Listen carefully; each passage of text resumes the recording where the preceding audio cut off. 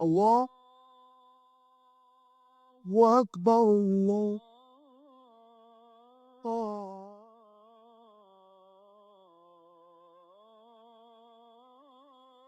أكبر الله أكبر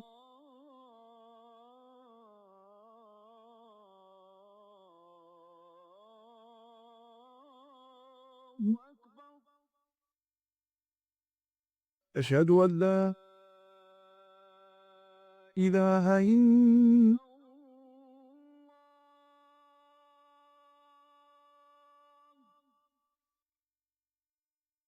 أشهد أن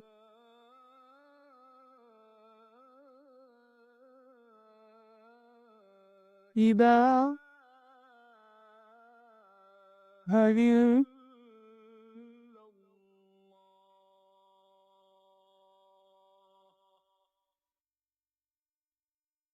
أشهد أن محمدا رسول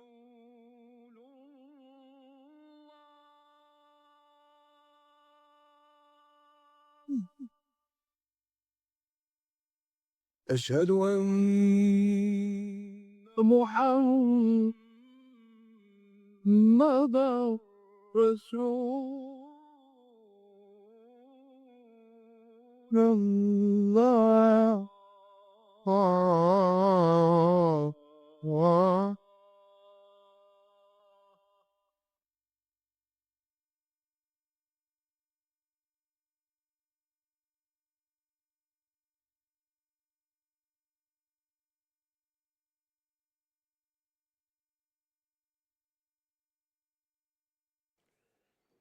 We start in the name of God, most gracious, most merciful.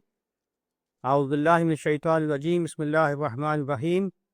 والعصر إن الإنسان لفي خسر إلا الذين آمنوا وعملوا الصالحات وتواصوا بالحق وتواصوا بالصبر. In the name of Allah, most gracious, most merciful, by the token of time through the ages, verily man is doomed, mankind is doomed, except such as have faith and do righteous deeds and join together in the mutual propagation of truth and of patience and constancy. Sadaqallahu Mawlana Razim. Dear panelists, this is our third and last day of roundtable with Dr. Israr Ahmed. For the last 2 days, he has talked about the conceptual and more ideational ideas about Islam. And today he will talk about historical facts and realities on ground, with special reference to the subcontinent, Indo-Pakistan subcontinent. So the topic this morning is Islamic intellectual history in modern South Asia, with special reference to Pakistan, critical issues and perspectives. I request Dr. Israr Ahmed to make his discourse, please. أحمده وأصلي على رسوله الكريم أما بعد فأعوذ بالله من الشيطان الرجيم بسم الله الرحمن الرحيم قال النبي صلى الله عليه وسلم إن الله يبعث في هذه الأمة على رأس كل 100 عام من يجدد لها دينها أو كما قال. Dear brothers and sisters from Adam and Eve, may Allah's grace and mercy be upon both of them, and may Allah bless all of us. Today's subject is, I think, too wide to be covered in 1 hour, but I'll try to be as brief as possible. Firstly, we should have to fix what we mean by modern age, Islamic intellectual history in modern South Asia. Where from to start it? Arbitrarily, I'm fixing it from the time the Britishers occupied India. But before we discuss what were the influences after British occupation, And what were the reactions among the Muslims of India? Let me give you a preview, very brief, of Islam in the subcontinent. Islam entered the subcontinent first in the beginning of the 8th century of Christian era, or near the end of the 1st century of Hijri era, in 712, 713 CE, when Muhammad bin Qasim invaded Sindh in reaction to a looting of an Arabic caravan by the people of Sindh and arresting and abducting a number of Muslim women. There was a demand from the Muslims to return the women and to make good the damages. But the Hindu Raja refused, Dahir. So there was an invasion. So this was an Islam not of the prophetic days, not of the pious caliphate, because the pious caliphate, the guided caliphate, had ended half a century before this event. So the purest form of Islam didn't even touch the Indian subcontinent. But nevertheless, this Islam which came with the Arabs was purely Arab Islam. No external influences had yet entered the Islamic fold. This was pure Arabian Islam and simple. There were no sects, no schools of fiqh, jurisprudence, no schools of scholasticism, etc., etc. Simple. Quran and Sunnah, Quran and Sunnah. But this advent of Islam in South Asia was very brief, because the third era, which was prophesied by Muhammad sallallahu alaihi wasallam, had started. I narrated to you a hadith from the Prophet that this is my time. Takunun nabuwatu fikum masha'Allahu an takun. Prophethood will remain with you so long as Allah wants it to remain. Summa yarfa'u Allahu idha sha'a yarfa'. Then Allah will lift it up when He deems fit. That is, I will remain with you as long as Allah wishes. Then there will be a period of caliphate in the footsteps of prophethood. Khilafah ala minhaj an-nubuwah. Exactly the same system will continue during this second period. But it will also remain so long as Allah will like it to remain, then it will also be lifted. Then the third phase would be of cruel kingship. Summa takunu mulkan 'adwan, biting kingship.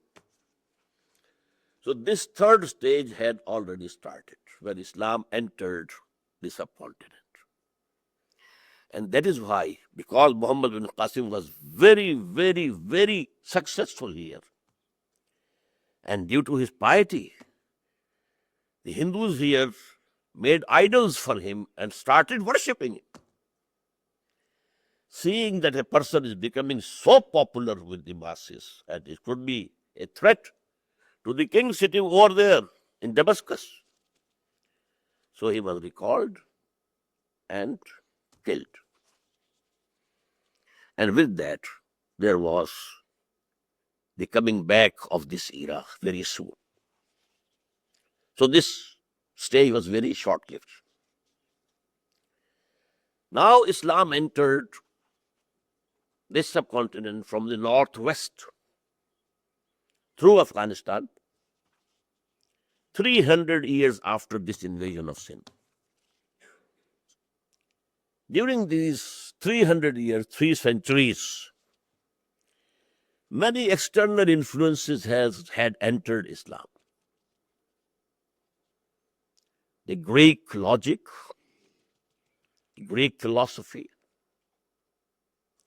Neoplatonic mysticism. So to say, it was Arabian, Iranian, and Turkish Islam which came to the subcontinent. A mixture of three. Originally Arab, then the Iranian, Persian, and then the Turkish. What was the main features of this Islam? Number one, Quran had receded in the background, faded background.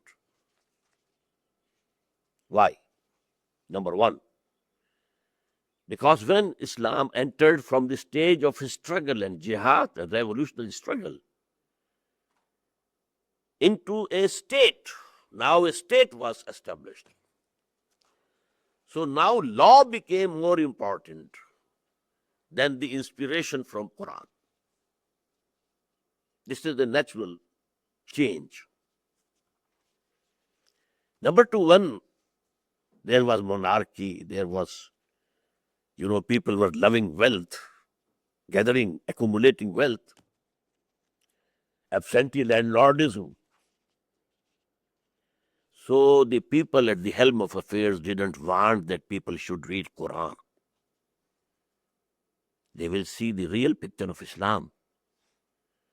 And in that mirror, if they will look upon us, there will be a negative influence. So consciously, Quran was taken back, on the back burner. Instead, hadith and fiqh, the jurisprudence, they were the focus of attention. 4 schools, big schools of fiqh, rather 5 you can say, had been established till that time. But the school of fiqh that came into Indian subcontinent was Hanafi, the one started by Imam Abu Hanifa. Then there had been invented Ilmul Kalam, scholasticism. The Mu'tazili, the Ash'ari, Al-Maturidi, and a mixture of this also was imported into the subcontinent. Then there was a mysticism, and it had Neoplatonic influences in it, external. So there was also an integral part of this Islam which entered subcontinent round about the 10th century of Christian era. And this was the condition from that time till the 18th century. There were Muslim rulers, there were muftis, legal people who can give legal opinion, fatwas.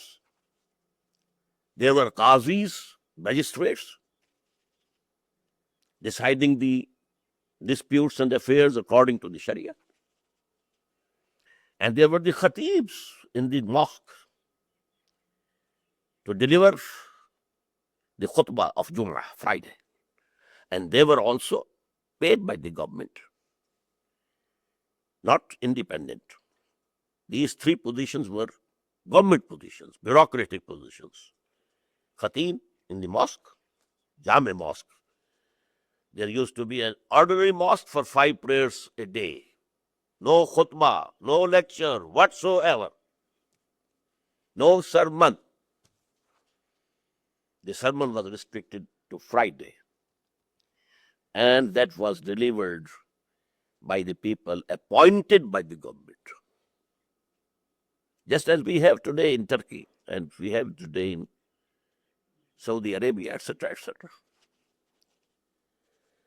So there were kings, there were these ulama, and everyone had with his name Hanafi and either Qadri or Naqshbandi. These are the schools of the mysticism. Now, this was the condition when the British entered India from Bengal, eastern end.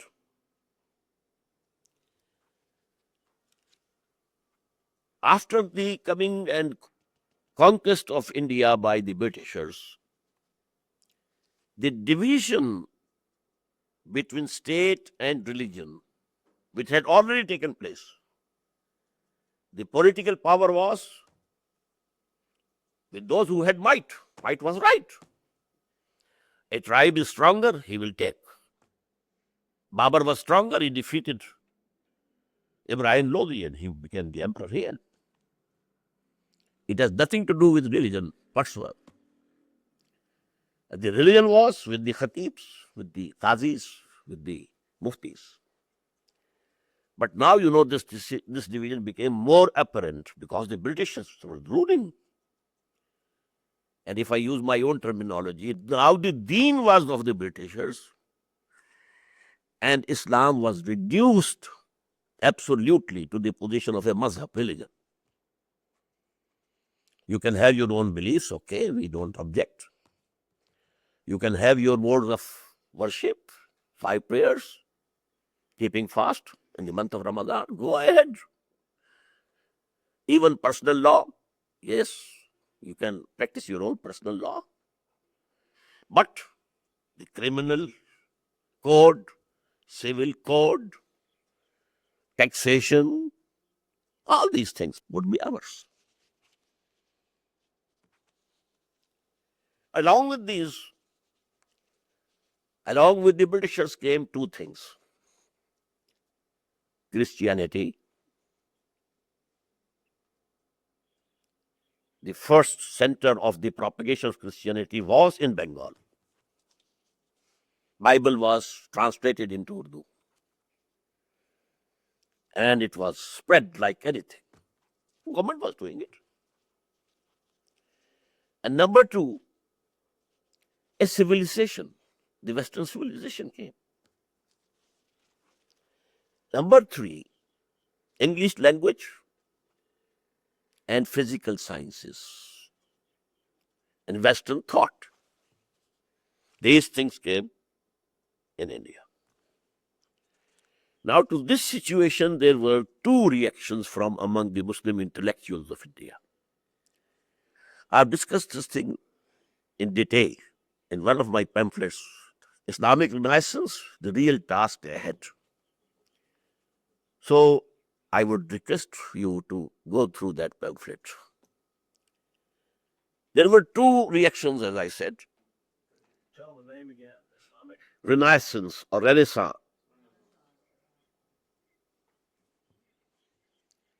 The real task ahead. The first reaction was purely defensive, based on the pragmatic view that we are not in a position to attack on these new influences that are coming. Western thought, Western civilization, and especially the physical sciences. Hence, we should go and sit in the corners and keep with us the Quran and the Sunnah and the fiqh, trying to keep them alive for the next generations to come, lest they wash off permanently. This was the reaction of some ulama, and especially on this basis, seminary of Deoband that was established. And that was actually a defensive mechanism. We won't learn English, we won't read science, we won't take up the Western civilization, we won't use the spoons and forks which are coming with them, we won't dine on a table. All these things we will just boycott.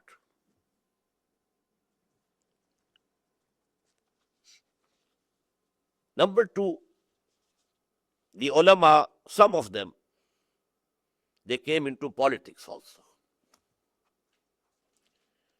Firstly, it was a politics for getting freedom from the Britishers,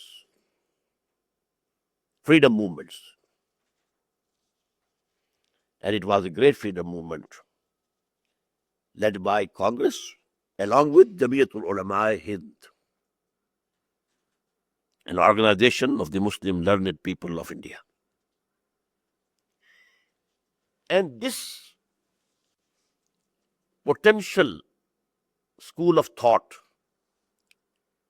then later on take the form of a movement in the shape of Tablighi Jama'ah.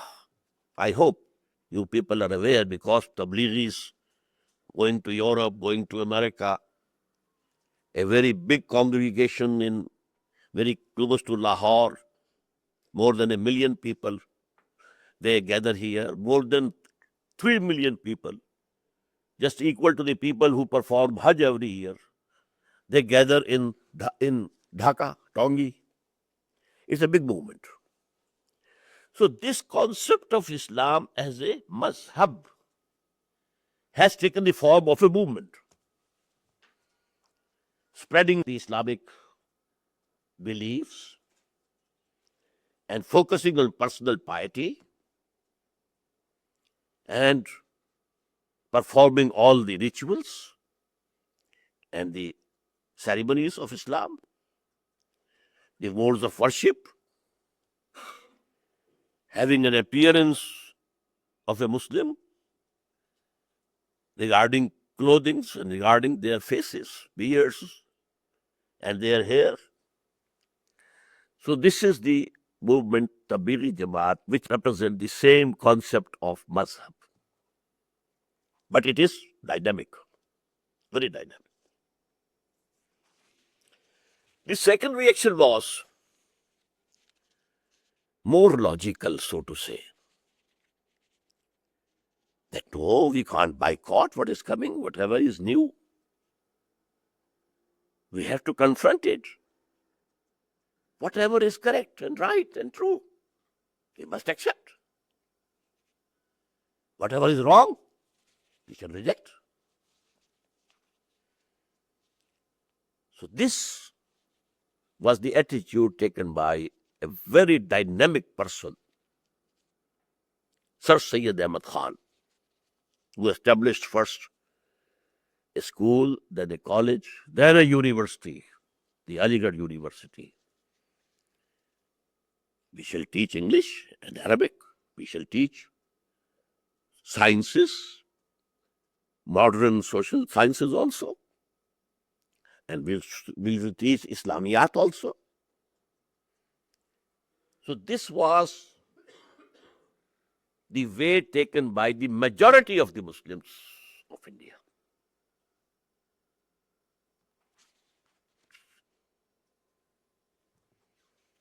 But this second reaction, in the very beginning, was wrongly directed, although it was essentially correct. Why? The people who took to this path, they were overawed by the Western civilization, Western thinking, and especially this physics, the science, although that was science of Newtonian era. Physics was in its infancy up till that time. But they were overawed and felt defeated. So they looked to Islam, and whatever didn't appear to them to fit in this new, they just chopped it off. For example, Sir Syed Ahmed said, there's no existence of angels. What Quran calls angels are the natural forces of the universe. That's all. No personified existence of angels. There are no jinns. Only people who get easily flared up. They are called that they are made of fire. They are the uncivilized people. They are jinns.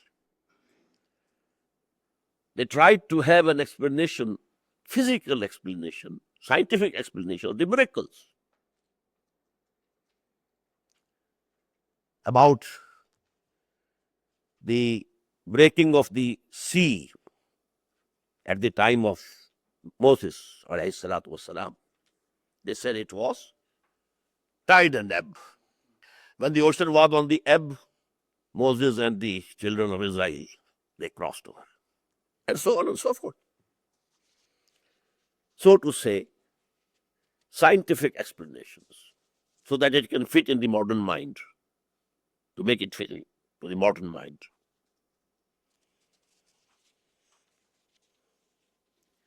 Now the people who took to this path, most of the people, because if they read English, they could get the services in the government, and they could be employed. Otherwise not. If they have to learn engineering and medicine, etc., they have to go through that education system. So most of the Western educated elite of the Muslims of South Asia belong to this category. The beginner was Sir Sayyid Ahmed Khan, but then so many people carried this flag. Allama Mashraqi, then the Qadianis, the physical explanations, scientific explanations, acceptable to the modern man. And then people who refused to give due importance to the tradition of the Prophet. People who refute hadith. We shall follow only Quran. And we shall interpret Quran as we like, according to our own understanding, without any reference to what the Prophet said. What the Prophet has been supposed to have said. We can never be sure. So these are the shades.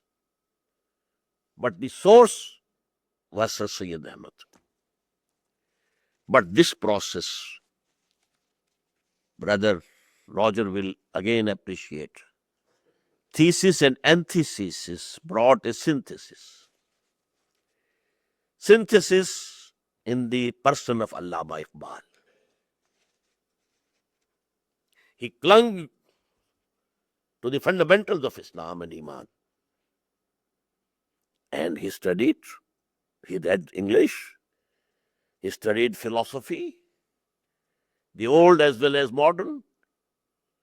He went to England, Germany, got his PhD from Germany, Barrett Law from England. And you know, through his poetry, mostly, he represented true Islam. And not only true Islam, but also a critique, very severe, deep critique of the Western civilization.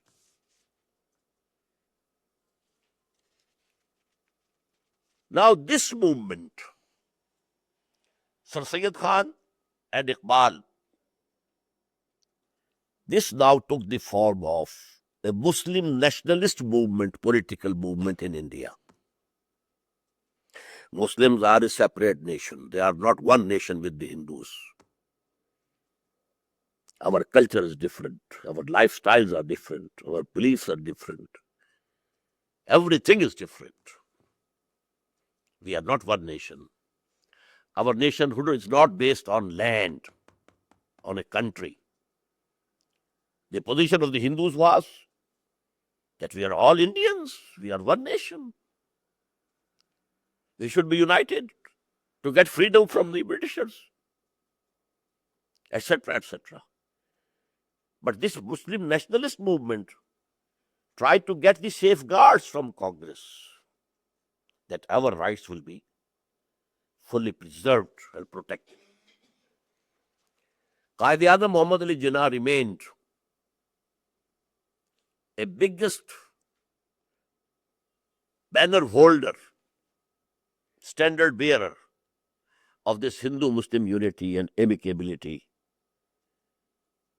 But he was disappointed by Hindu mentality. And due to his very long, a very close association with the Hindu leadership of India, he came to the conclusion that we can't expect justice from them. And they are in a great majority. If this country gets freedom as one country, we'll be doomed. There is enmity in the hearts of the Hindus because the Muslims have governed them. Somewhere for 1,000 years, somewhere for 800 years, somewhere for 600 years. There was a reaction. And not all the Muslim rulers were pious. Some of them were pious also, no doubt, but not all of them. When the Prophet said, cruel kinship, so kinship was there, this, all the evils of kinship were there. So this movement flourished. And then it took the shape of Pakistan movement.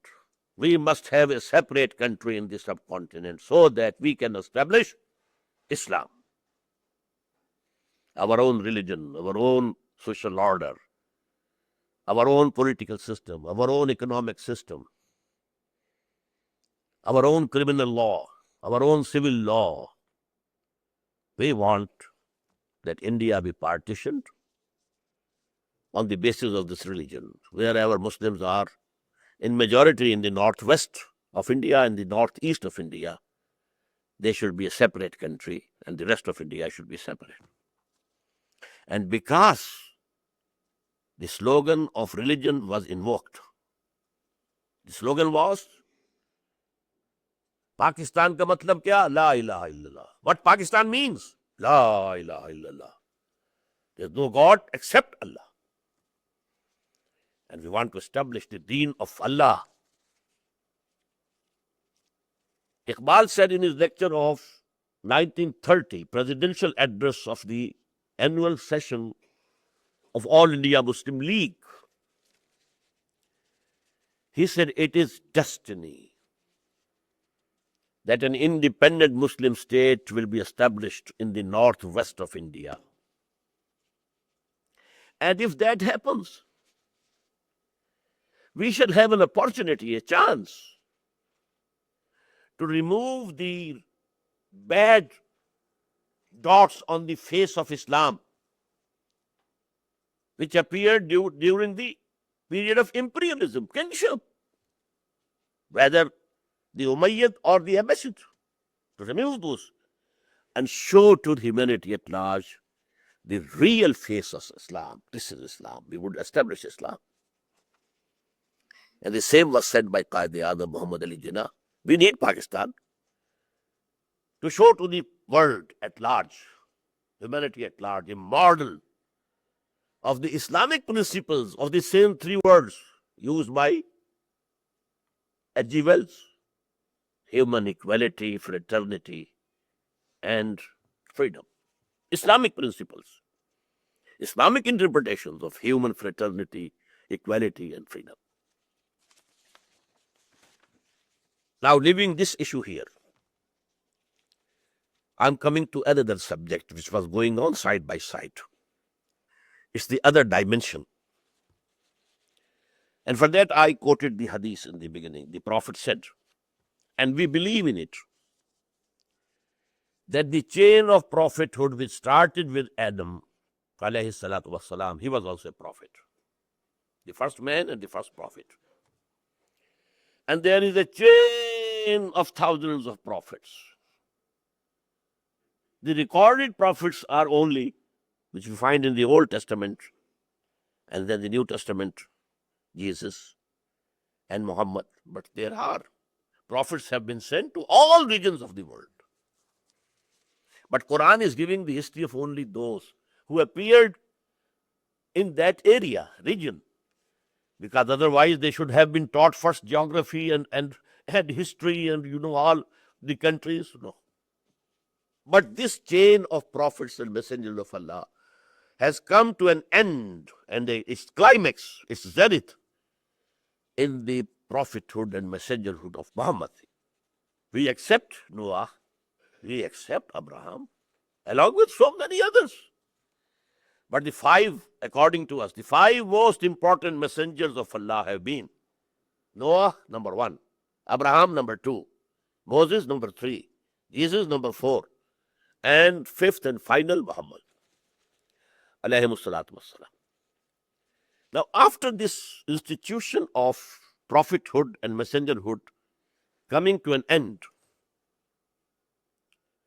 Allah gave a promise through Muhammad sallallahu alaihi wasallam that He will keep on raising from among Muslims mujaddids. Mujaddid means renewer, reviver. You may call reformers. They are not prophets.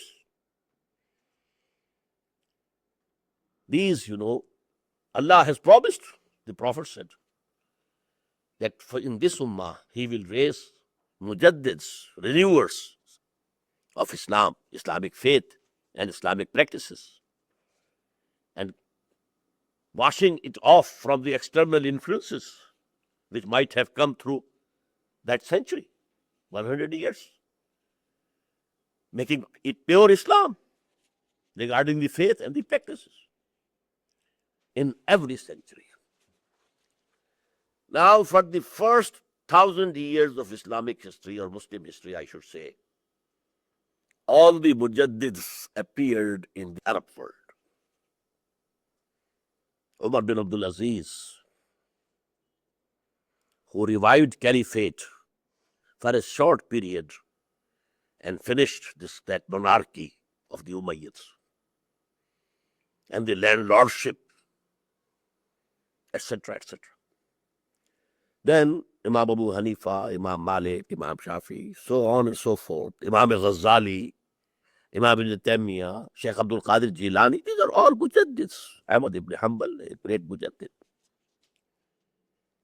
But the strange fact is that no sooner than the second 1,000 years started, from 11th century Hijrah, this institution of mujaddideen was shifted to the South Asia. First of all, Ahmad Sarhandi, Mujaddid al-Fasani, the Mujaddid of the second 1,000 years, because it had started. What he did? He washed away the influences that came against Islam during the time of the great Mughal Emperor Akbar the Great. He said, and he was advised by some ulama, his court, belonging to his court, that Allah's one day is equal to our 1,000 years. This is twice appeared this thing in Quran. One day of Allah is according to your calendar, it is 1,000 years. So Islam of Muhammad was for 1,000 years only. Now that 1,000 years has come to an end, now a new religion is required. And I am giving you the new religion called Deen-e-Ilahi, only keeping the Prophet aside. He tried to join, take something from Hinduism, take something from Buddhism, take something from Islam, and mix it up and make it a new deen. It was actually politically motivated. He knew that the subcontinent is a very big power, very big force, but the hurdles in its coming up in the world is this division on the basis of religion. So there has to be amalgamated all these things together and a mixture provided. And actually, it was the rejection of the Sharia of Muhammad. And the identity of the Ummah was based on the Sharia. So bypassing the prophethood, now Islam is gone. It loses its identity. Secondly, at the same time, I told you when Islam entered subcontinent, there was mysticism. It has both elements, Islamic mysticism, yes, but the Neoplatonic element. Here it got influence from the Hindu mysticism also. And now when these mysticisms, they came together, the result was sort of pantheism. Pantheism is just contrary to Islam. Islam is based on Tawheed, he is alone. This universe is his creation, not the part of his person, not at all. So under this pantheistic, although the Wahdatul Wujud, unity of being of Ibn Arabi is somewhat different. Wahdatul Shahood of Ahmad Sarhandi is somewhat different. But upon the masses, the influence was that of pantheism, pantheistic mysticism. And Islam was going to be lost. And I may bring to your attention that India is very famous in this, Hindus. They assimilated any religion, putting an end to that religion, assimilating it into their own religion. What to speak of any religion which had come from outside? Even Buddhism, born in India, it was finished. Now you go and see it in Thailand or somewhere, Far East, Southeast. In India, there's no Buddhism. Although Buddha was born there, he preached there. In the same way, Hindu Mat wanted that Islam should also be absorbed and finish its identity as a separate religion. Now, these two things, one coming politically from the emperor, Mughal the Great Mughal, and the other coming from mysticism. All these influences were washed away by this Mujaddid of the 11th century of Hijrah, Sheikh Ahmad Sarhandi. And the identity of Muslim Ummah was preserved. And the maximum emphasis now came on following the Prophet. And Iqbal in his footsteps says, "Ba Mustafa barasan khish ra ke din hamaust. Agar bahu na rasidi tamam bula beast." Take yourself to the feet of Muhammad, because Islam is but Muhammad. Nothing but Muhammad. And if you not go to him, it's all falsehood, bula beast. The infidel uncle of Muhammad, Abu Lahab, who was the bitterest enemy of Muhammad. So this was re-established. Then came in the next century a great intellectual giant, that was Shah Waliullah of Delhi.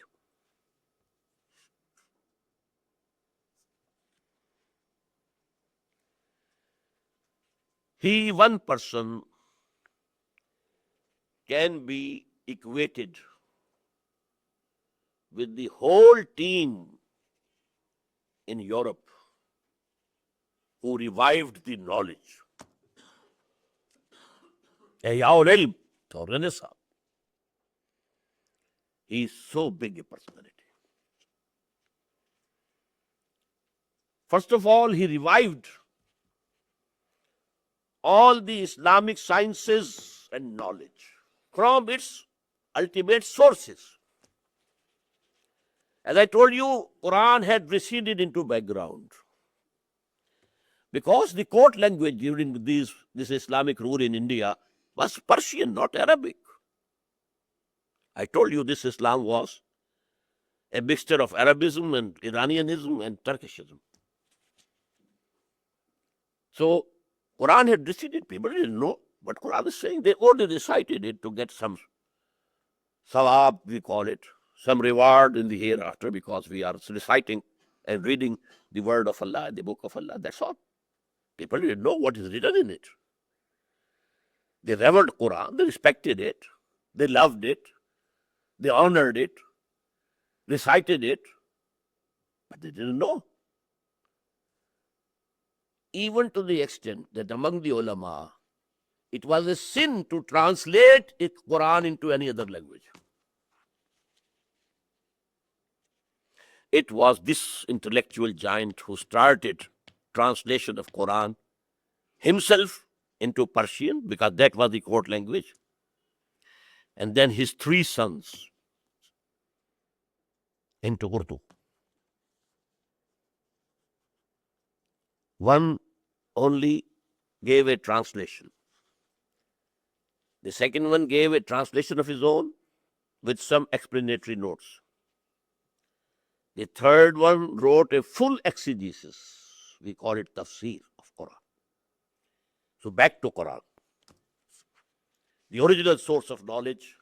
This process, back to Quran, ruju ila al-Quran, go back to Quran.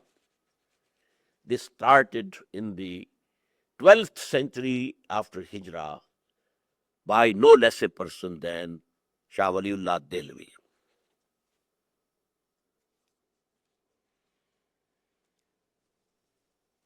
The real spirit of Quran, and the emphasis is put on jihad. I told you, Quran says there can be no salvation without jihad. There can be no iman without jihad. Well, Quran was opened. Now, jihad came into the focus. So in the 13th century of Hijrah, now the Mujaddid was Sayyid Ahmad Barelvi, the same Sayyid Ahmad Sarhandi Ahmad Barelvi. Sayyid Ahmad Barelvi, and his main lieutenant was the grandson of Shah Waliullah, Shah Ismail. They waged a campaign, struggle. The purpose was to oust the Britishers from India and return and make India again Darul Islam, because Muslims were ruling it. They snatched power from us. But strategically, he started his jihad, or qital, I should say here, from the northwest frontier area, because there the hinterland was Islamic, Afghanistan, go to Afghanistan, Iran, Turkish. And Punjab, was at that time occupied by Sikhs. And they were persecuting Muslims badly. He migrated to the northwest frontier province, but he committed a mistake. He, as soon as reached there, he established Islamic State, enforced Sharia in full. The local population resented. They had their own customs, Pashtuns, their social customs. So there was a revolt from within. People betrayed him. So many people who came with him from as far as Bengal, Bihar, UP. These were the three most important provinces of India from which people joined hands with Sayyid Ahmad Barelvi. As a result, he failed. He was martyred in 1831 at Balakot. It's about 200 miles to the northwest of Lahore. But he revived the spirit of jihad. In the 14th century, we had Sheikhul Hind, Maulana Mahmud Hassan of Deoband. He again started a freedom movement, but he wanted help from Afghanistan and from Darul Khilafa, Turkey. If we get help from there, and from inside India we stand up in revolt, we can make the Britishers run from here. That attempt also failed. But this process and this lineage of Mujaddids have left impression on the general mind of Muslims of the subcontinent. Maybe you call it the collective subconscious of the Muslims in India has the influences of Shaykh Ahmad Sarhandi, Shah Waliullah Dehlevi, Sayyid Ahmad Barelvi, and Shaykhul Hind. Now we come to the 20th century. In the 20th century, the subcontinent produced 4 very important intellectual leaders.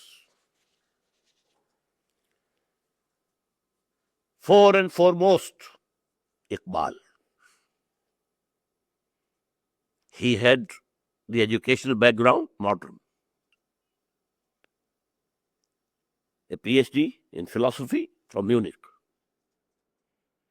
Bar at law from London. A philosopher and a poet. Great philosopher and a great poet.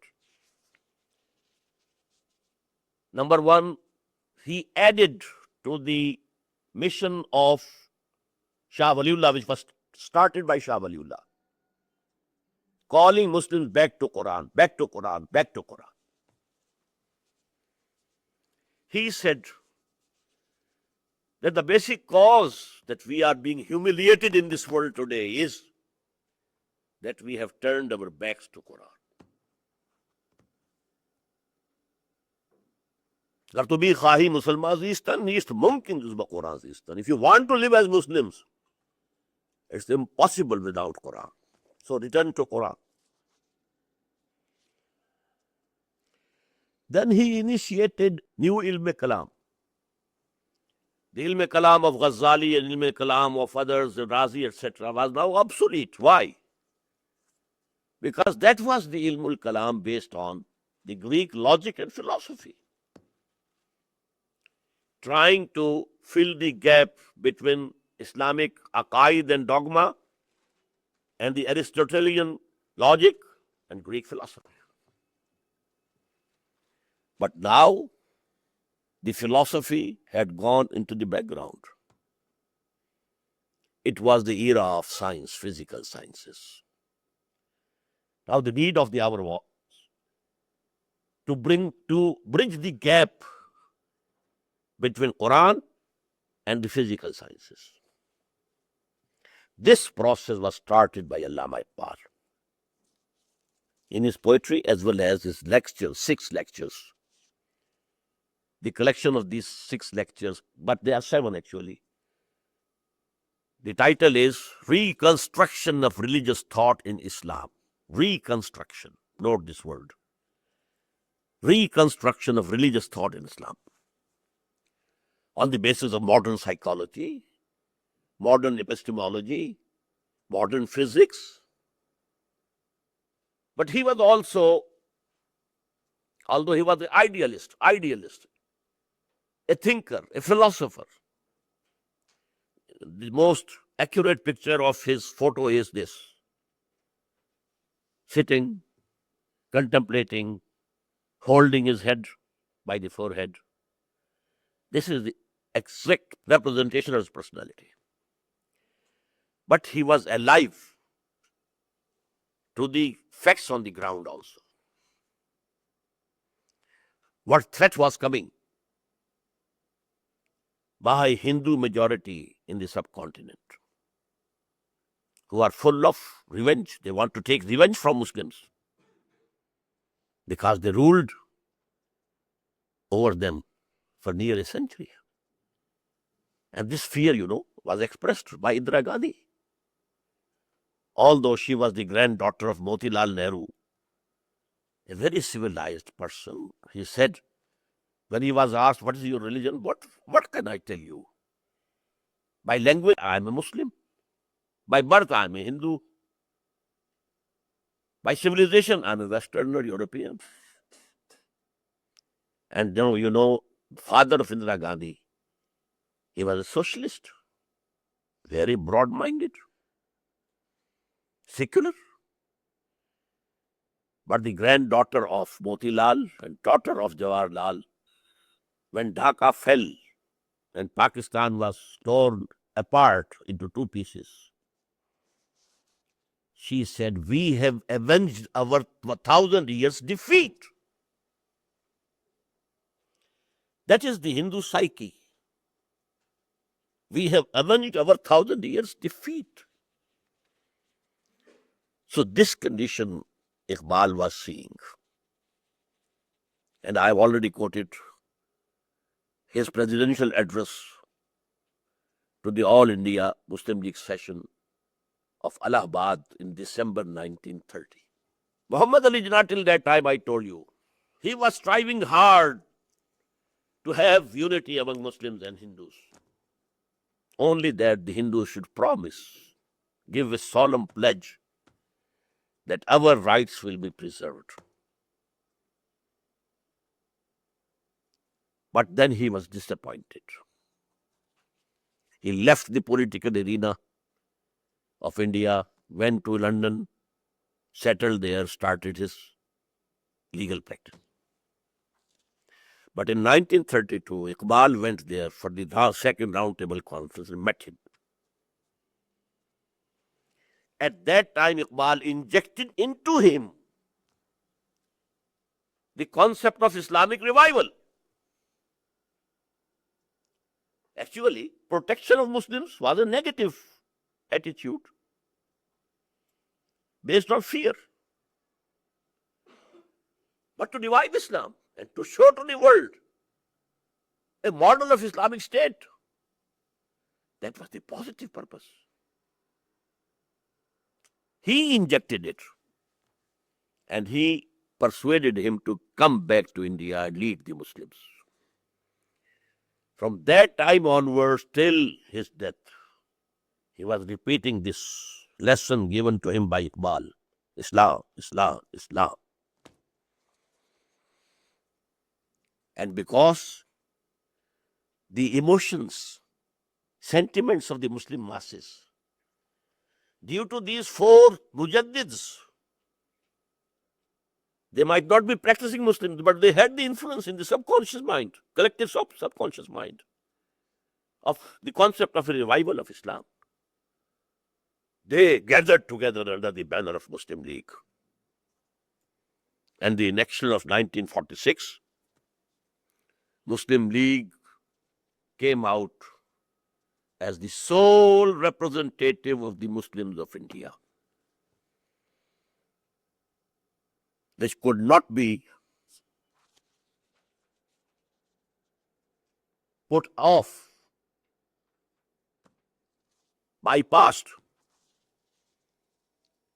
in any solution of the future of India after independence.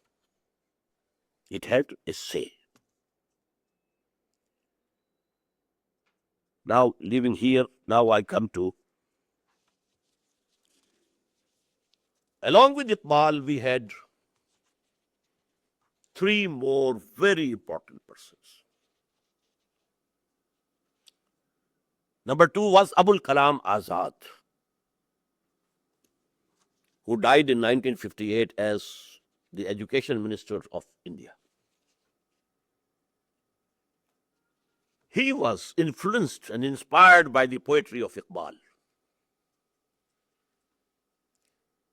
In 1913, he established a party called Hizbullah, the party of Allah.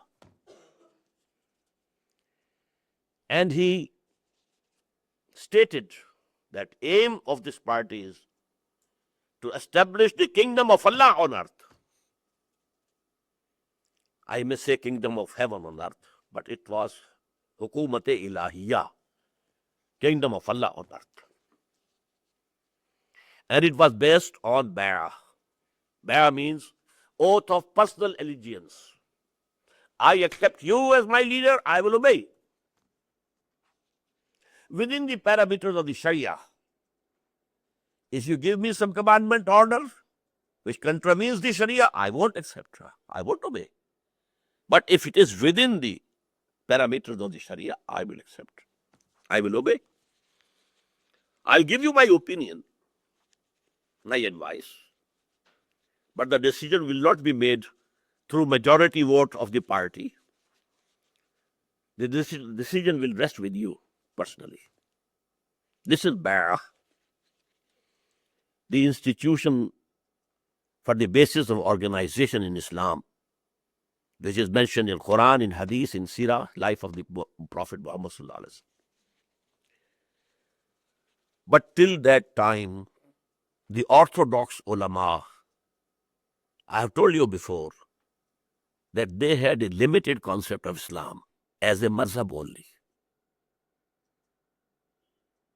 Actually, the revolutionary concept of Islam was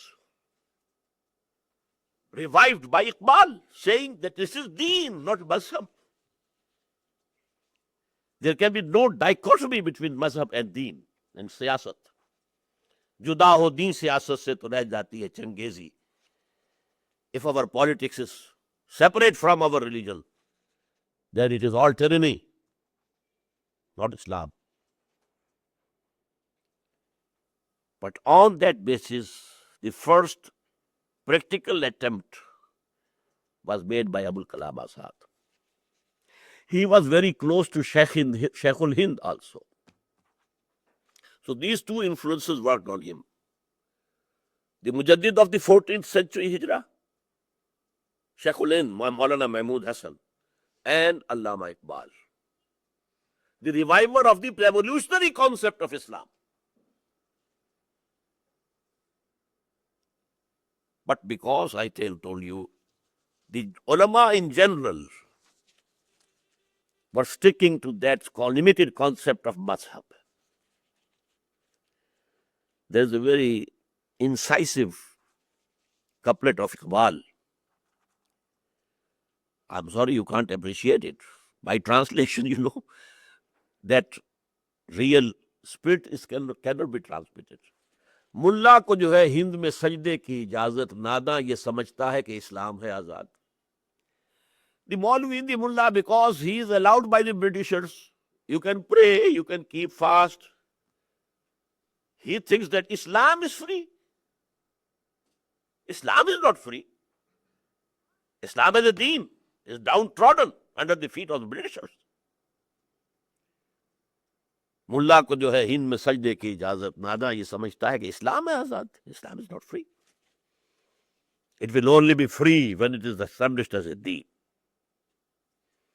So I told you that ulama rejected him, and frustrated by this attitude of the ulama, he wound up and then joined Indian National Congress for the struggle for independence. In 1920, for 7 years he was working under Hizbullah. And he also added to the call for going back to Quran. He also did it.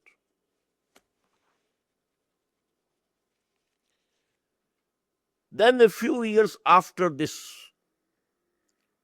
rolling of the bed of Hizbullah, appeared Maulana Maududi on the scene. Accumulating the influences of Abul Kalam, of Iqbal. He established Jamaat-e-Islami in 1941. The sole objective which was stated in the beginning was the same word, Hukumat-e-Ilahiyya, Kingdom of Allah. He borrowed it from Abul Kalam Azad. But later on, when a Quranic scholar joined his hands with him, then the term was adopted, Iqamatud Deen, to establish the deen of Allah. It is derived from an ayah of Quran. Aqeemuddin.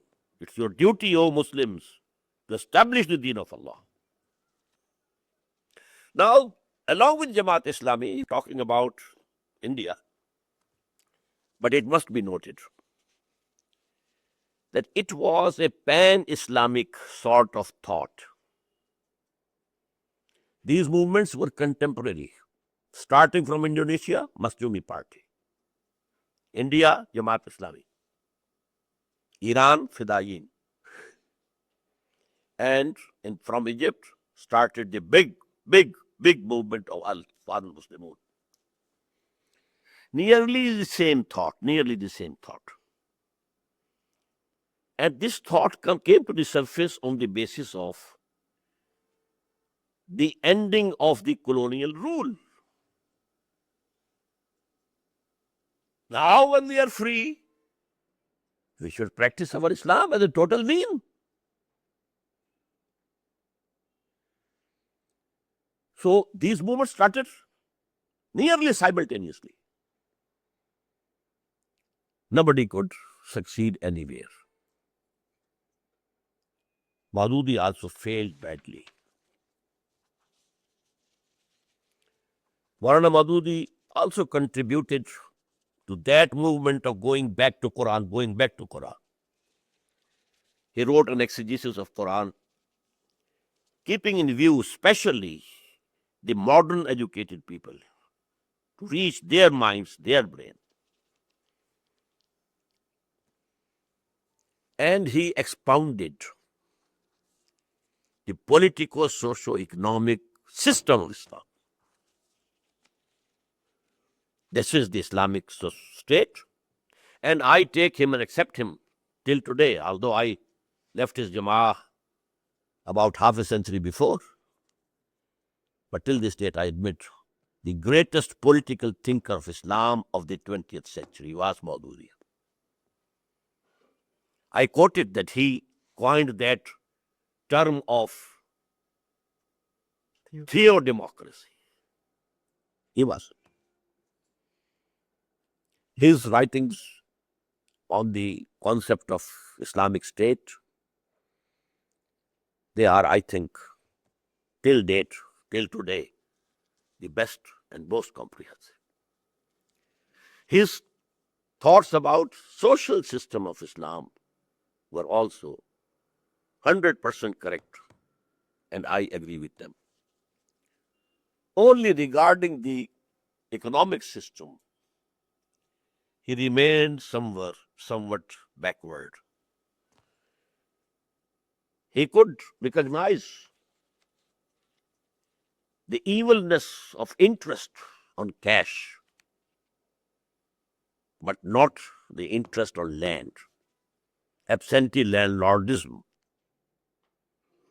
He declared it to be lawful, which I told you was declared by Abu Hanifa as haram, forbidden. By Imam Malik, forbidden. By Shafi, forbidden in open field, only allowed when there is some crop under a garden, in a garden, but not in the open field. So this was his shortcoming. He was short of the spirit of the time. For the revival of Islam, these things have to be made clear. Number two, but here, before I go to number two, I must accept that by and large, his exposition of Islamic system of life is correct. And he did it in a very simple language, easy, and using the terminology of the time so that he could reach the minds of the modern educated people, in which he succeeded. I am myself one of his followers. But what were the lacking points? Number one, I told you, absentee landlordism. Number two, all his emphasis was on Islam as a politico-socio-economic system, not on Iman. The basis of Islam is Iman, the living faith, the burning faith, the personal conviction in the existence of Allah and His attributes, His unity. Burning faith in the life hereafter, that is the real life, not this. The emphasis on Iman was not there. As if it was taken for granted, just as the religious movements, the other, they take it for granted because he is a Muslim, he is a Mu'min. No. That is why I started my second lecture was the difference between Islam and Iman. So no movement, Islamic movement, can succeed unless it succeeds in taking the roots of Iman to the depths of the hearts of the people. So this was his primary mistake. I have discussed about it in that pamphlet, Islamic Renaissance. But when he came over to Pakistan, for 6 years, he was true to his methodology that he initiated, derived from the seerah and life of Muhammad. He kept true. He kept away from the Muslim nationalist movement, Pakistan movement. He said, if this movement succeeds, another Muslim nation state would come, not Islam. Because the people who are running this movement, they are not practicing Muslims even.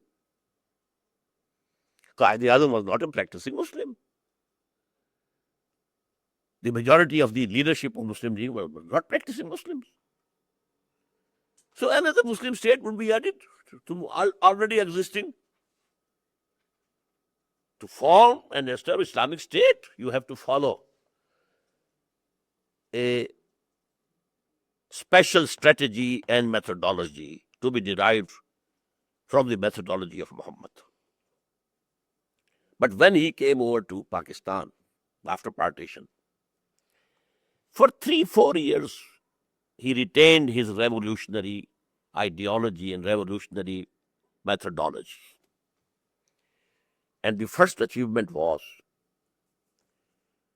that he now owned, co-opted the slogan of Muslim League. Why do we want Pakistan? For Islam. Using that sentiment and slogan, he said, now because Pakistan has been established on this basis, the constitutional foundation of this state should be on Islam. He edited a demand, and this demand, his party, although very small party, but very active, very committed people, they propagated it, demand. And all the Muslims supported it. Even the sincere Muslim Leaguees, they supported it. The result was that the objectives resolution was passed in 1949, which stated, I told you the first principle of Islamic State is that sovereignty belongs to God. It is in clear words, sovereignty is for Allah. We have no claim over sovereignty. All the powers or authority that we have is a sacred trust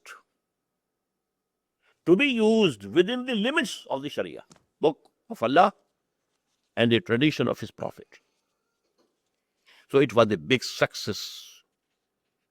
And so to say, the foundation stone of Khilafah was established. Then there was a hue and cry. Whose Islam will you establish? The Shia Islam, the Sunni Islam, the Barelvi Islam, the Deobandi Islam? Whose Islam? Then the other great achievement was of the ulama. 31 ulama gathered at Karachi representing all these sects, all shades of opinion. And they adopted 22 principles of Islamic constitution and agreed upon by all, Shias, Sunnis, Brahmis, Deobandis, Ahle Hadith, Jamaat-e-Islami, and so on and so forth, the top leadership, to silence those who were objecting, whose Islam will you enforce?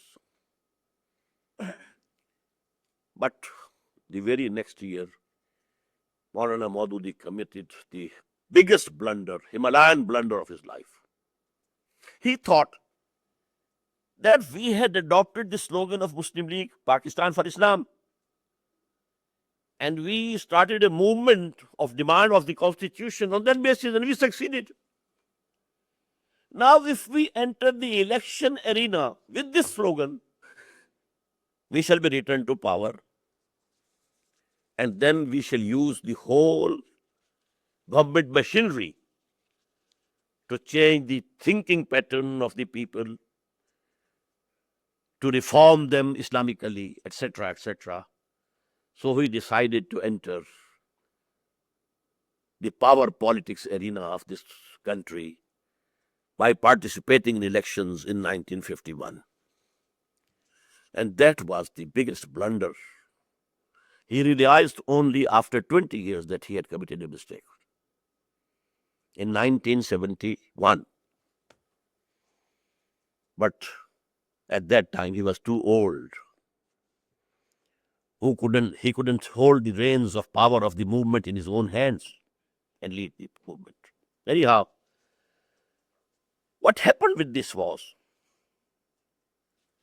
please note my words, that Jamaat-e-Islami, which was before that an ideological Islamic revolutionary party,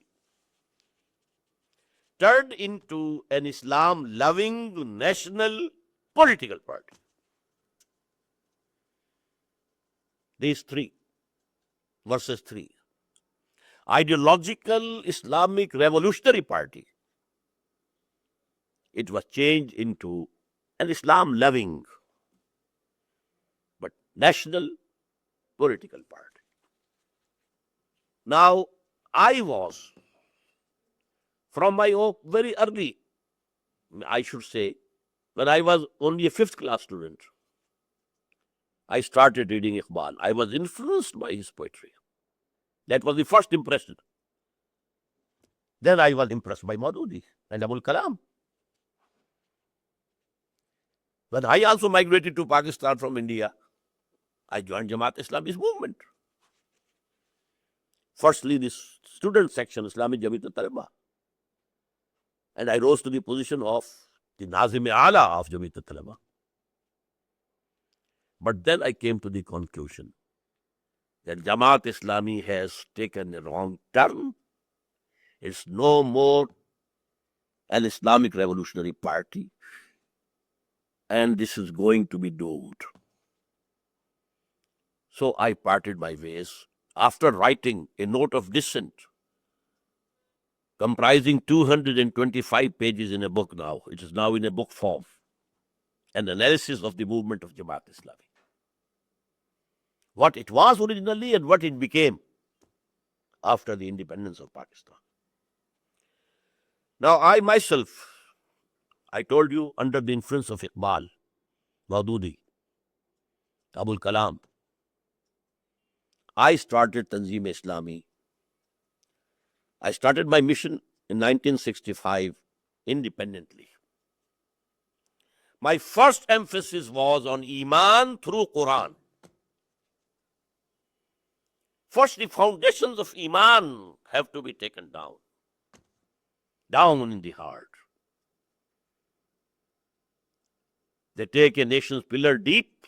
What is that couplet of English poetry? Not gold, but only men can make a people great and strong. So, to take Islam, Iman to the depths of the heart through Quran. Quran gives you a faith with an intellectual element. Faith, not a blind faith, but a faith with understanding, with an intellectual element. And most of my time has been spent in this. I found Markazi Anjuman Khudam-ul-Quran, the Central Society of the Servants of the Quran, on the pattern of the Society of the Servants of Bible. That was established in 1972. Then 3 years later, I established Tanzeem-e-Islami, taking the same original pattern of Jamaat-e-Islami, differing only in 2 things. I revived the institution of R.A.A. It's not a Western type constitution-based organization where the leaders are elected. No. The leader is the one who has called you for this ideal and this. He is the leader. And you have to give your R.A.A., your oath of allegiance to him. You can advise him, you can give your opinions, but the decision will not be by the counting of your votes, but the decision will rest with the Amir. I think this pamphlet is also included in that set. The institution of R.A.A., the foundation of organization in Islam. The Prophet took R.A.A., the Caliphs took R.A.A., even the kings took R.A.A., the Sufis for the purification of souls took R.A.A., Mehdi Sodani, when he was fighting against the Britishers, took R.A.A., Sanusi in Libya, based on R.A.A., Sayyid Ahmed Barelvi, R.A.A., Imam Shamil, R.A.A. What? This is the basic foundation of Islamic organization. And number 3, I have further cleared or formulated the methodology of Islamic revolution derived from the seerah of Muhammad sallallahu alaihi wasallam.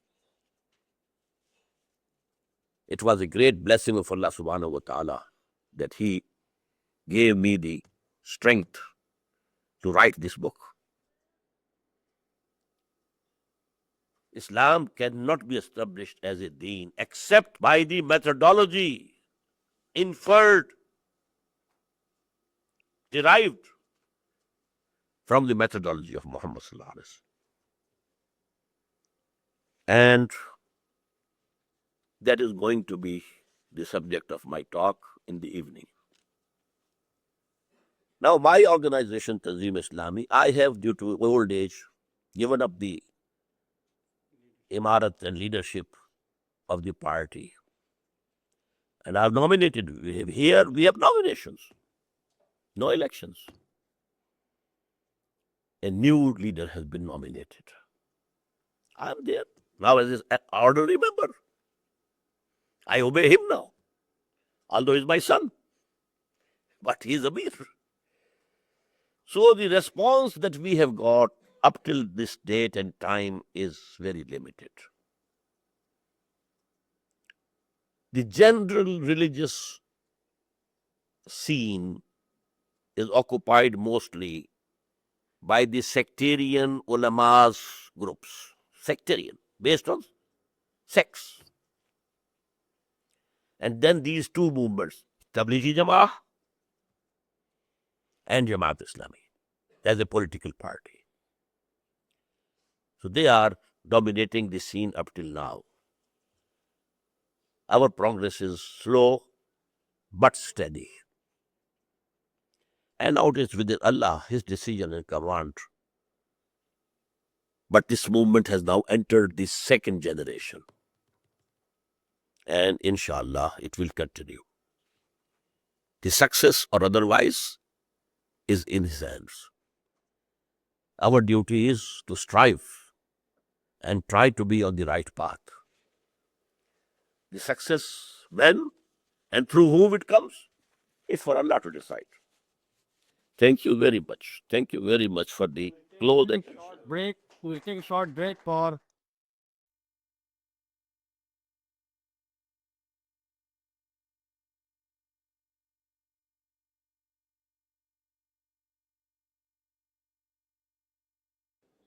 Dear panelists, you have heard Dr. Israr's discourse on a very vast subject.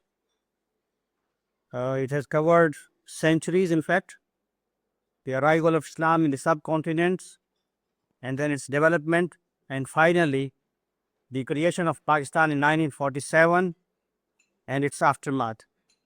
Now the floor is open for discussion. I have a point of clarification initially.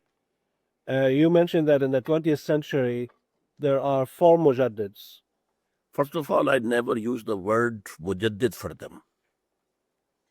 Mujaddids were Ahmad Sarhandi, Shah Waliullah, Sayyid Ahmad Barelvi, and Sheikhul Hind Maulana Mahmud Hassan. Right. But 4, you may say, da'is and callers. That's what I was not sure about.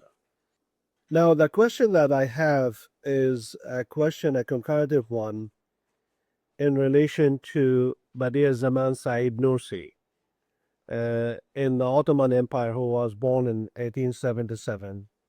And briefly about his life is that after World War I, after the defeat of the Ottoman army, he began to preach the idea that the only destiny for Islam in the Ottoman Empire, in Turkey, as well as in the Muslim world, is the preservation of faith, Iman, as you have suggested. He has the same ideas about Iman. And that's why he went in full force to preserve Iman in a secular Turkish republic, the Turkish Republic of Turkey that was established after 1924. And he never thought about re-establishing the Islamic socio-economic and political system. To him, that was part of his old days, the old Said. But his major intention was to preserve Iman in a new age. Now, you seem to be somewhat different. You seem to be saying that Very much different. Iman alone is not sufficient, but it has to be reconstituted in the context of the state. Whereas for Said Nursi, he is saying that Iman without an Islamic state can be preserved, even in the most radical secular entity, such as the Turkish Republic of Turkey today. Yes, the last thing that you have said, I agree 100%. Iman can be preserved. We have the example of the Ashab of Kahf, people of the cave. They saved their Iman by running off from the society and hiding in a cave for 300 years, more than 300 years. So I would compare Sayyid Nursi's movement to Deobandis, the ulama, the big people who based Deoband. They wanted to preserve the Iman as Aqidah and, the knowledge of Quran and Sunnah. But this phenomenon is actually exclusive. Iqbal was the first to revive the concept of Islam as a deen. And then, first attempt was made by Abul Kalam, second by Maududi. And it is progressing. And I quote the ayah from the Quran, for you especially, لَتَرْكَبُنَّ طَبَقًا عَنْ طَبَقٍ. The big purpose which was achieved by the Prophet in 20 years, that cannot be achieved in one generation now. لَتَرْكَبُنَّ طَبَقًا عَنْ طَبَقٍ. We shall rise from level to level to level. And now we are very, very near, very close to that final end, inshallah. I'd like to ask you a question about science, natural science. But let me first say, I enjoyed your talk more than any other talks, which I've also enjoyed. I thought this was the best one for me that was, so thank you for that. It was a rich discussion. I want to ask you about the role of Western science. Science is the very basis of our technology, and the philosophy behind science and technology is secular. It has a long history of becoming secular. It is the dominance of our science and technology which has led to our imperial domination. Without it, we would not have achieved that domination over some 200 or 300 years, which has happened. And it is the ownership and control of that science and technology which forms today the military technology which is still totally dominant around the world. So my question is around the role of science in your Renaissance, in the Islamic Renaissance. You have mentioned it time and again in this talk today, but it is not clear to me what relation Islam has to Western natural science. In one of my previous talks, I specified there are two knowledges.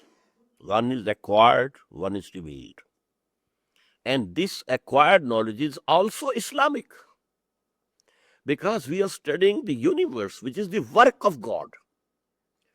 The Quran, the scriptures, the Torah, the Bible, they are words of God. So there's no distinction or agreement between the two. If we find that there is someone, it is due to our knowledge, lack of knowledge. So we have to adopt it. It is not un-Islamic at all. It is Islamic. But thought governs this. This is not the governing force. Governing force is the thought, the ideas.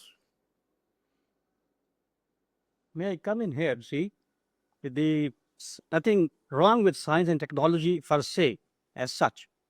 But when it becomes scientism, a total metaphysical worldview that only science can explain everything, then that is something un-Islamic, un-Quranic. Can I ask a question about at various points in your talk you hinted to your view of Hinduism and the relationships between Hinduism and Islam in India over the last 200 or so years in particular. And you talked about you were critical of Hinduism for at least two reasons. One is that it has a propensity to always assimilate another religion and make it its own and eradicate the distinctiveness of the other. And your second criticism was that there was a deep antagonism amongst Hindus in India towards Islam, which is one of the major arguments for partition. Can you just locate those feelings towards Hinduism in a broader context for me? Was it colonialism? Was it the arrival of the British which led to these problematic relationships, an awkward relationship between Hindus and Muslims? And before that, perhaps there was more constructive coexistence? Or have there always been major antagonisms between Muslims and Hindus in India? My response would be, first of all, Hinduism is not a religion. It's a conglomeration of very different beliefs. Hindus themselves say it's not religion, it's a culture. And all who live in India should adopt that culture. They shouldn't maintain their separate identity. When they live in India, they are the sons of the soil now, so they should be integrated into the culture. Now, as regarding the opposition to Pakistan, it had two factors. Number one, dislike of Islam, but more so was division of India. Bharat was very sacred to them. They call it Mother Bharat, Bharat Mata. How come? India will be divided? No. So that was more effective. But there was extremist Hindus who had the idea to exterminate Islam and Muslims from the soil. They are foreign elements, they have to go out. There have been slogans in Bombay, Musalman ke do asthan, Pakistan ya Qabristan. Muslims of India have two places to go, either to graveyard or to Pakistan. Go away from here. So it was a religious affair also.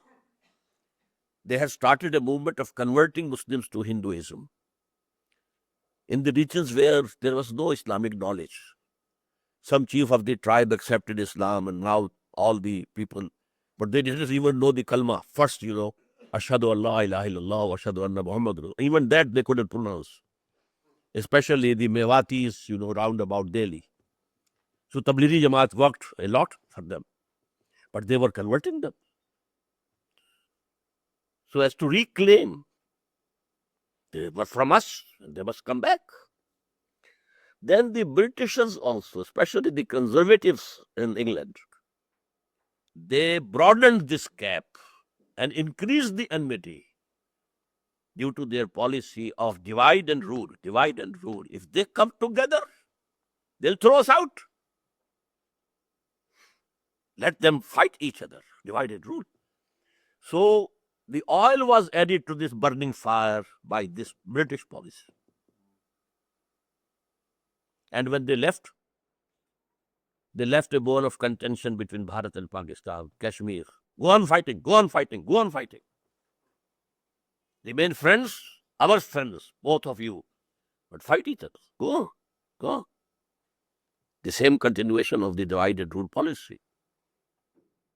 I have a couple of things to say. Firstly, I want to go back to your discourse this morning, and very interesting, very informative. What I was trying to reflect on was this, that we are looking at in this period of 150 years, we are looking at Iqbal, we are looking at the thought of Azad, we are looking at the thought of Maududi, yourself, and others. And I go back to the time of around when Iqbal was born, 1870s. And 1870s, I think in some ways also becomes a historically very significant period in the British rule, because that is a time when practically, I think in this northwest segment of the country, there are several movements that emerged, which primarily were a response to the British presence, the British dominance. They did not like the dominance. They were also a response to the Christian missionaries and their work. They maybe to some extent were also protective against the influences of the faiths which already existed within the society. But primarily, I think they were defensive. And in that movement, there was amongst the Hindus, the Arya Samaj movement, which started, which became very strong. The Sikhs had the Singh Sabha movement, which started. Before that, it was the Nirankaris and the Kukas. The first, 1871, the Kukas movement, the Qadianis and the Aligarh movement. All these are the movements which started at that point of time.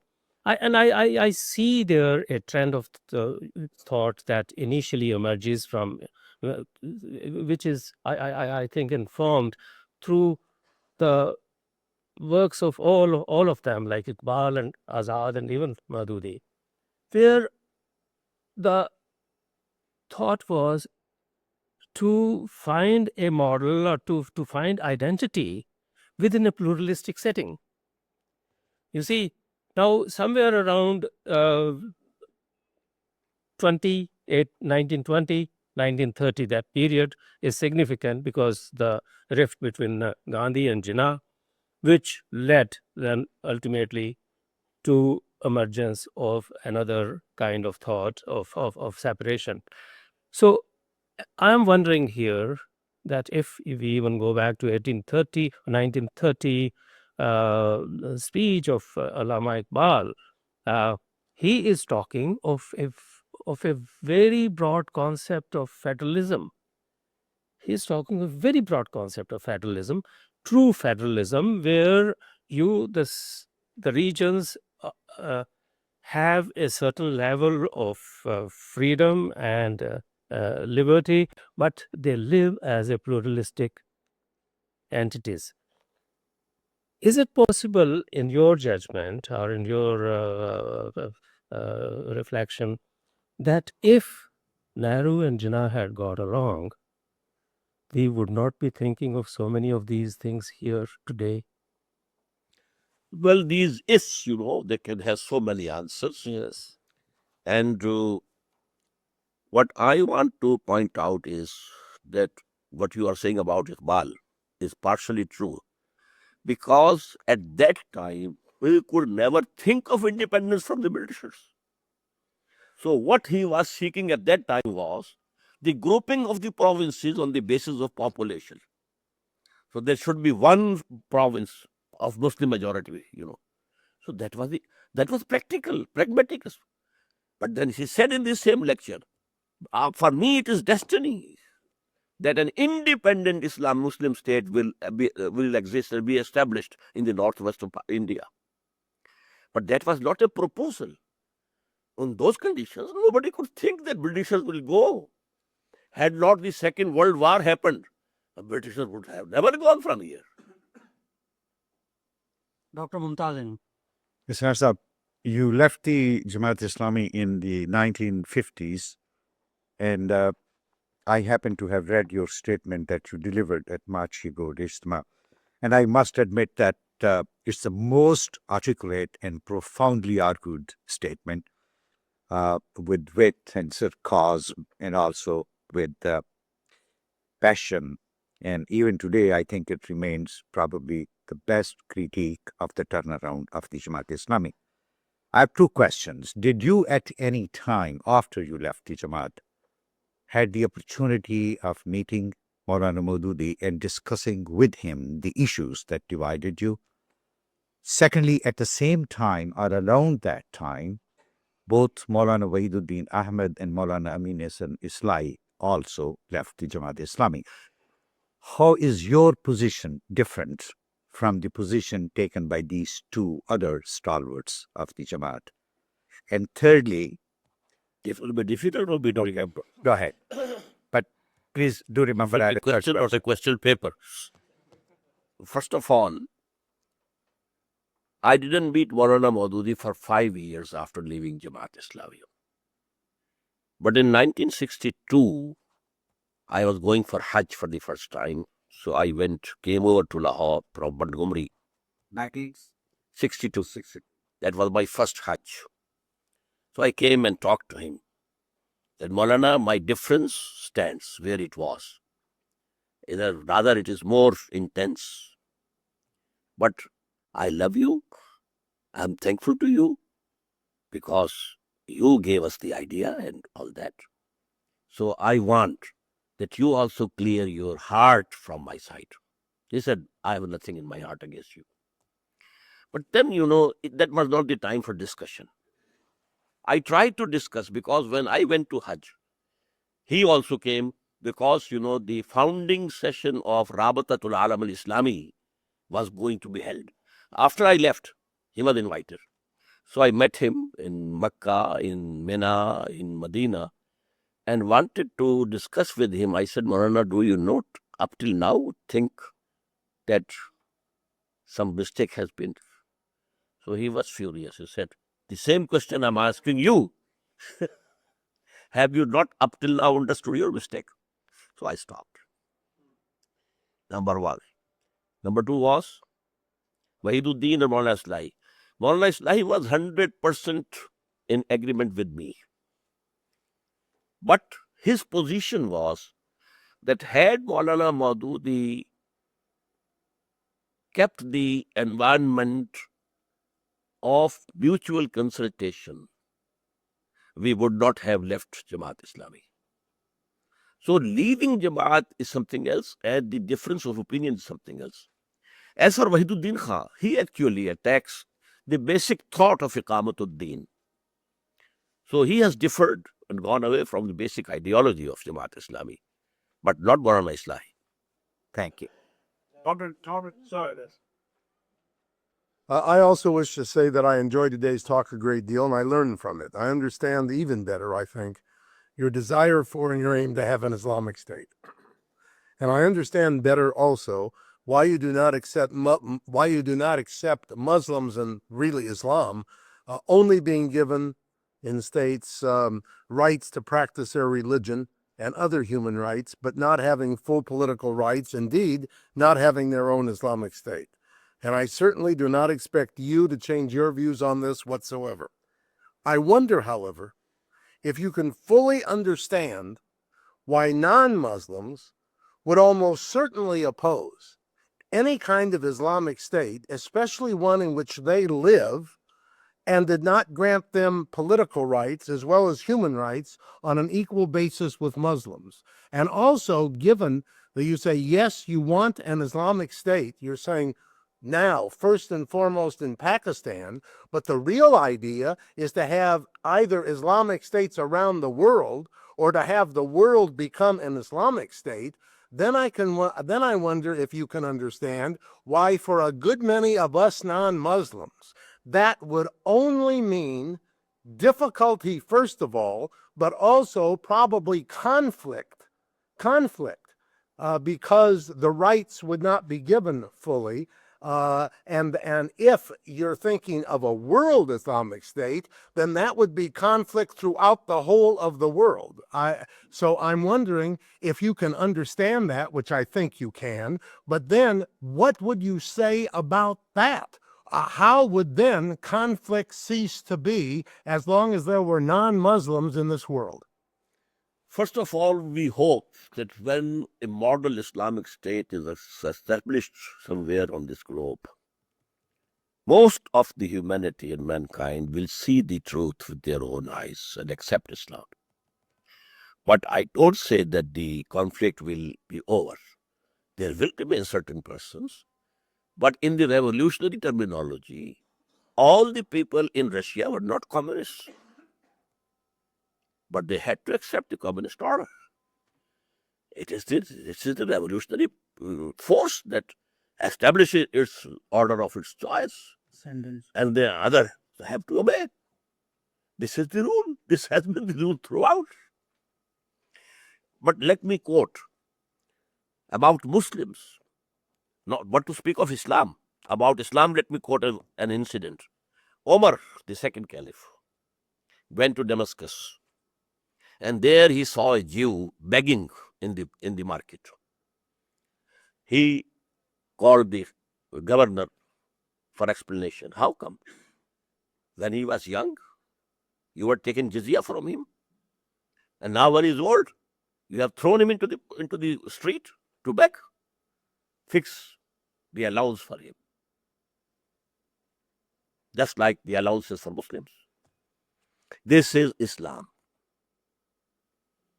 The basic right that the Islamic Caliphate underwrites all the basic human necessities for every citizen. It covers the non-Muslims also. Number two, about the Muslim kingship. Let me quote Ben Gurion, what he said. The golden era of our diaspora was the Muslim Spain. In what a high position were the Jews over there. One small comment there, if I may. That's only this, that I think the way possibly lots of these golden eras have been defined are such that the golden era of the Indian history in the last millennium is considered to be Akbar's rule. Akbar's rule. Yes. Yes. And the Muslim ascendancy was at its zenith during Akbar's rule. No, What Islam had gone. yes, that's what I mean. You see, so therefore, I think to try and relate the faith of the ruler to the golden era possibly could be erroneous. That is not our golden era. Yeah, that's That's not the golden era of Islam. not of Islam. Yes. For the people. Ibrahim, Yeah, I just want to draw our attention that the journal we edit in Hartwood Seminary in the past issue, the combined issue of July and October of last year, we published a special issue on Pakistan and Allama Maududi. And I'm sorry that we don't have a copy of that here, but we have like 13 major articles on Maududi and Pakistan, which are significant in many ways. Now, the question that I have is about two major events that you have referred to only briefly, the event of partition, the partition of India in 1947, and the consequence of the partition, the creation of an Indian nation state and a Pakistani nation state. Now, I want to talk briefly about the nation state of Pakistan. If I understand you correctly, you are saying from your own perspective that the nation state of Pakistan that has come on the heels of partition has not established true Islamic ideas and true Islamic rule and true Imam. So, in that sense, for the past 56 years or so, the nation state of Pakistan has not been a true Islamic state. That's 100% agree. okay. Therefore, my question is within the partition, at least 4 or 5 million innocent civilians were killed on both sides Muslims, Sikhs, Hindus, all sorts of innocent people. Now, was it worth it to kill so many people for a secular nation state of Pakistan that you disagree with? Brother, I was not involved in that killing. No, I'm not asking you. No. True. But the fact is, And neither the leaders of Congress or Muslim League but that would doesn't matter. message that this would happen. Yeah, but partition, the whole idea of partition, gave rise to so much killing within India and Pakistan. Yes, it's And from an Islamic perspective, that's not worth it to establish a non-Islamic state later on. I agree. Yep. I have two questions. I want to learn, you see, but I may ask private. Yes. The first question is how do you consider Imam Rabbani and Shah Dahlawi in your In Mujaddid, I have named the first Mujaddid. yeah Mujaddid, but I think, as far as I know, maybe my knowledge is a very little and limited. Imam Rabbani, he didn't aim an Islamic state. So, how do you consider Imam Rabbani's views? I have said, that the Islam during these centuries was gradually reduced to mazhab. Yeah, I mean, And when you consider his views and how also private affair. yes, Iman is also a private personal affair. yeah, Personal piety. Uh-huh. That was the goal of most of the Mujaddids. yes, okay. Thank you, Rad. Panelists? Only one fact. In terms of Islamic intellectual history in South Asia, Shah Waliullah of Delhi and Imam Rabbani Sirhindi, we have one major Canadian Muslim woman scholar on that in the USA, Professor Marcia Hermanson, who's known to some of our faculty in the seminary, she's somewhere in Chicago, not in the University of Chicago. She's DePaul University, who has done tremendous work on Sirhindi, especially of Loyola University. Thank you. Yes. So we are doing something. Thank you so.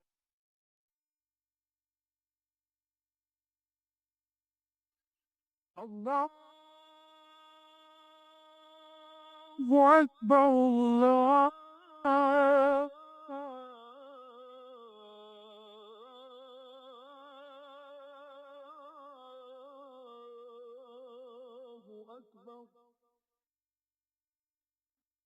لا